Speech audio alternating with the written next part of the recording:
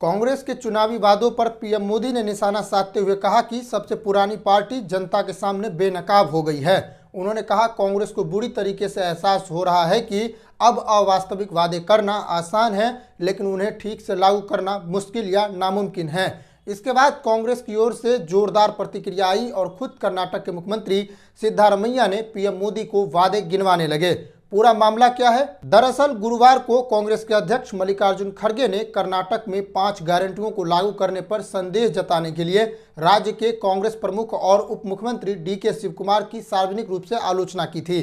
कर्नाटक विधानसभा चुनाव में कांग्रेस ने 5 गारंटियों का वादा किया था और जब सरकार बनी तो उसे लागू किया गया। शक्ति गारंटी के तहत महिलाओं को फ्री बस सेवा की सुविधा प्रदान की गई। इसी बस सेवा पर कर्नाटक के उप मुख्यमंत्री शिव कुमार ने बुधवार को एक मीटिंग में कहा था कि उनको उन महिलाओं की कई मैसेज और मेल मिले थे जिन्होंने बताया था कि वह बस में यात्रा करने के लिए पैसे दे सकती है, लेकिन बस के कंडक्टर उनसे पैसे लेने से मना कर रहे थे।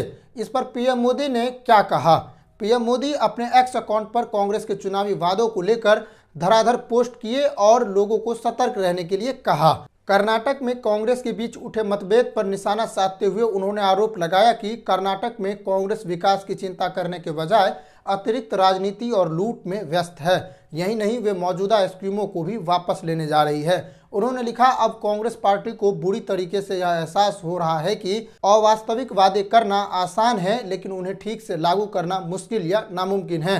वे लोगों से लगातार चुनाव प्रचार के दौरान ऐसे वादे करते हैं जो उन्हें भी पता है कि वह कभी भी पूरा नहीं कर पाएंगे। अब वह लोगों के सामने बुरी तरह से बेनकाब हो चुके हैं। देश के लोगों को झूठे वादे करने की कांग्रेस की संस्कृति से सावधान रहना चाहिए। साथ ही उन्होंने अपने हरियाणा चुनाव का जिक्र करते हुए लिखा, हमने हाल ही में देखा कि किस तरह हरियाणा के लोगों ने उनके झूठ को ठुकरा दिया और ऐसी सरकार को चुना जो स्थिर है और विकास केंद्रित और एक्शन में विश्वास रखती है। अपने एक और पोस्ट में हिमाचल प्रदेश का भी जिक्र किया और लिखा, सरकारी कर्मचारियों को सैलरी समय पर नहीं दी जा रही है। तेलंगाना में किसान कर्ज माफी का इंतजार कर रही है, जिसका कांग्रेस ने वादा किया था। इन सभी पोस्ट के जवाब में कर्नाटक के सीएम सिद्धारमैया ने एक जवाबी पोस्ट करते हुए कहा कि पीएम मोदी को कांग्रेस पर उंगली उठाने से पहले बीजेपी की कर्नाटक में अपनी भयावह विरासत पर गौर करना चाहिए। अपने एक्स अकाउंट पर सिद्धारमैया ने लिखा, 52,000 करोड़ रुपए की लागत से 5 गारंटियों को लागू किया जा रहा है। इसके अलावा कर्नाटक के भविष्य निर्माण के लिए 52,903 करोड़ रुपए के अतिरिक्त पूंजी का भी प्रावधान किया गया है। उन्होंने कहा कि भाजपा ने कर्नाटक में 40% कमीशन का भ्रष्टाचार छोड़ा था। मोदी पर निशाना साधते हुए सिद्धारमैया ने लिखा, आपके कार्यकाल में भारत के ऊपर कर्ज 2025 तक 185.27 ट्रिलियन रुपए बढ़ने का अनुमान है, जो कि कुल जीडीपी का 56.8% है। यह केवल बुरा प्रशासन ही नहीं बल्कि हर भारतीय की पीठ पर बोझ है। सिद्धारमैया ने आगे कहा, कर्नाटक जो केंद्र को 1 रुपया देता है तो उसके बदले केंद्र उसे 13 पैसे वापस करता है। वह सहयोगी संघीय ढांचा नहीं बल्कि सीधे सीधे शोषण है। कांग्रेस पीएम मोदी पर पलटवार करते हुए कहता है कि उन्होंने 2 करोड़ रोजगार देने, खाते में 15-15 लाख रुपए देने, इनके अलावा बहुत कुछ कहा था। वह अपने बारे में भी ट्वीट कर देते कि कितनी नौकरियां दी है, तो लगता कि मुद्दों पर लड़ाई हो रही है।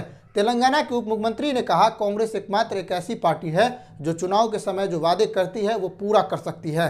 तेलंगाना में हमने महिलाओं के लिए मुफ्त बस यात्रा का वायदा किया था और हर महीने हम आरटीसी को 400 करोड़ रुपए देते हैं। 500 रुपया गैस सिलेंडर का वादा पूरा हुआ। 200 यूनिट मुफ्त बिजली के वायदे को भी लागू करने के लिए पहले से ही काम शुरू कर दिया है। इसके बाद कांग्रेस ने एक और ट्वीट करके अपने कामों की वीडियो जारी करते हुए लिखा, कांग्रेस है तो खुशहाली है, कांग्रेस है तो भरोसा है। आपने दोनों के बयानों को सुना और समझा। अब आप फैसला कीजिए कि झूठे वादे किसके ज्यादा हैं, कौन किसको ठग रहा है और कौन जनता के साथ है। अब आप दोनों सरकारों के बारे में सीधे तौर पर जान सकते हैं। आप अपनी राय हमें कमेंट बॉक्स में जरूर बताइएगा। नमस्कार, जय हिंद।